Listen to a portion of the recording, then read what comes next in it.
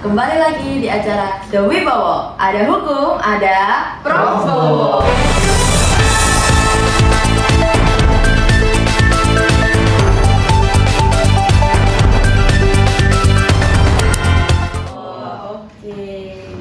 Selamat siang, Provo. Selamat siang.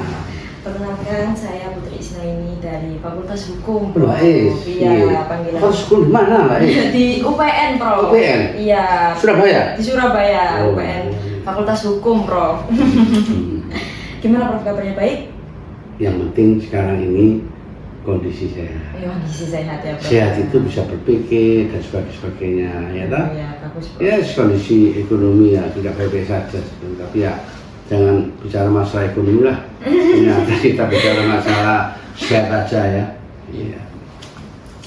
Oke, jadi ini kan yang baru-baru ini nih, Prof. Kemarin ini kan episode sebelumnya udah membahas tentang pembaruan KUHP dan KUHP yang baru, Prof. Kalau yang episode kemarin ini kan soal penghinaan presiden, ya episode pertama nih, Prof.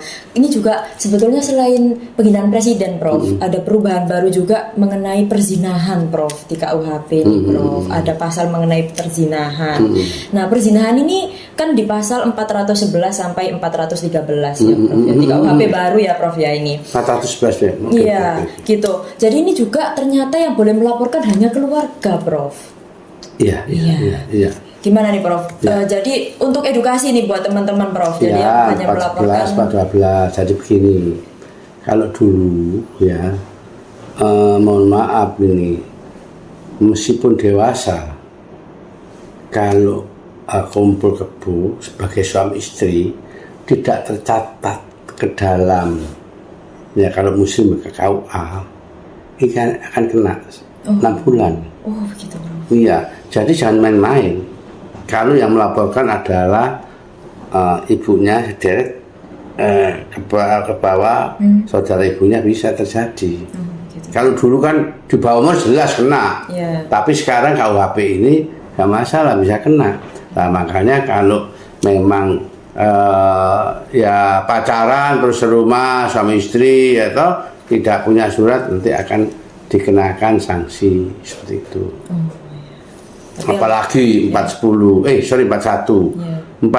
itu begini, apalagi suratnya itu aspara malah kena terjerat 5 tahun.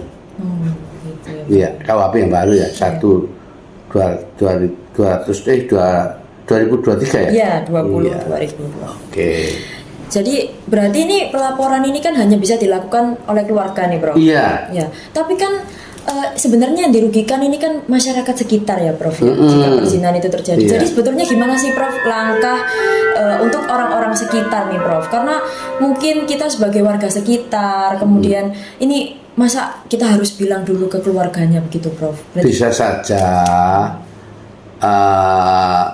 ini memang laporan ya, tapi melaporkan akhirnya ditindak kan? Iya. Nanti keluarganya tidak dipanggil juga lah, itu kan juga kena kan sebagai saksi juga. Oh, begitu. Kayak saksi korban itu biasa, itu strateginya, strategi penyidik. Ada laporan dari masyarakat ditindaklanjuti, meskipun itu sebetulnya laporan itu keluarganya, tapi nanti akan dihubungi. Jadi kepolisian bisa meriksa dulu, terus habis itu mana keluarganya. Nah, keluarganya itu dipanggil. Nah, seperti itu. Nah, ini apa? Ini berbahaya sekali. Tapi overspell ya itu bisa dicabut. Oh, begitu, Bro. Bisa dicabut ya, Bro? Iya, tapi kalau sama-sama memahami, ada kesepakatan itu bisa dicabut. Oke.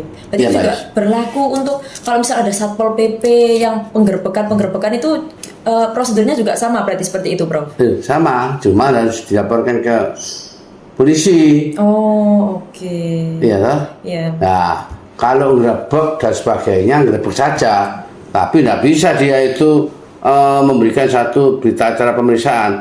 Ngerebek, langsung dilimpahkan di polisi, polisi baru manggil keluarganya. gitu ya. Bagaimana keluarganya terima atau enggak? Kalau keluarganya terima enggak ada masalah. Polisi nggak ikut campur. Tapi ya pulang lagi. Itulah sebetulnya pasal-pasal sekarang itu seperti itu. Masih banyak perlu penyesuaian ya Prof, ya? Penyesuaian Jadi memang KUHP ini perlu disesuaikan kembali. nggak bisa disesuaikan, jadi memang harus dipelajari. Ada hal yang ada perbandingan memang KUHP itu. Contohnya seperti itu. Kalau dulu di KUHP lama itu namanya pasal 284. Jadi kalau pasal 284 itu ketika seorang suami punya istri dan istri punya suami, akhirnya berselingkuh dilaporkan pada kepolisian begitu ya Prof? Iya bisa. Berarti itu yang ancamannya 9 bulan. Oh, ya kena dua-duanya berarti ya Prof ya? Iya dua-duanya. Gitu. Baik. Berarti memang delik yang ada di perzinahan ini memang harus dari keluarga, kemudian juga untuk orang-orang yang melaporkan itu juga harus tetap ada kesaksian dari keluarga begitu ya Prof? Iya. Ya? Jadi dari aduan itu lain dengan peristiwa laporan biasa. Gitu. Kali di aduan itu ketika dicabut bisa. Oh bisa ya. Tapi kalau pidana murni itu tidak bisa hapus. Tapi sekarang KUHP ini ada SG, Ya. semua di SG-kan. Nanti pada waktu di polisi, di kejaksaan, di hakim ini di SG-kan. Itu memang terkecuali, ya. Contohnya kasus narkoba. Narkoba itu kan seringkali dipermainkan juga. Nah, contohnya kalau orang korban itu harus direhabilitasi, tapi enggak. Orang korban nggak punya uang, nggak mungkin direhabilitasi. Itu adalah pilih kasih, tapi harus di dalam KUHP ini kalau 112 pengguna korban itu ada, tapi kalau 114 bandar, penjual dan sebagainya itu lain. Masuk Undang-Undang 35 tahun 2009, bukan masuk KUHP yang sekarang ini. Oh begitu. Iya. Jadi masih menyesuaikan dengan Menyesuaikan dulu. undang-undang yang lama Mas Iya, gitu ya Prof iya. ya, karena mungkin yang belum diatur begitu. Iya benar. Oke. Mungkin itu saja untuk kali ini Prof. Iya Mbak. Iya, kesimpulannya mungkin untuk kali ini Baik. pasal perzinahan ini memang harus masih ada delik aduan begitu ya Prof ya dari keluarga. Ya, saya akan memberikan satu ya closing dalam akhir dari konten ini Ya. adalah jadi meskipun sudah dewasa, baik seorang laki-laki maupun wanita, jangan coba-coba seperti dulu, nanti akan kena pidana. Ini itu aja, ini saran dari saya. Jadi perlu ya, ada seperti ini. Silakan Mbak Is, Iya, memberikan betul closing. sekali. Itu tadi mungkin penutupan dari Prof Bowo sangat penting sekali untuk pengetahuan masyarakat bahwa sekarang ada beberapa pasal penyesuaian juga mengenai perzinahan yang dapat dilaporkan kepada kepolisian meskipun kedua belah pihak belum menikah begitu, dapat dilaporkan oleh keluarga. Ya. Mungkin itu. Terima kasih untuk Prof Bowo untuk episode kali ini. Dewi Bowo, ada hukum, ada Prof Bowo.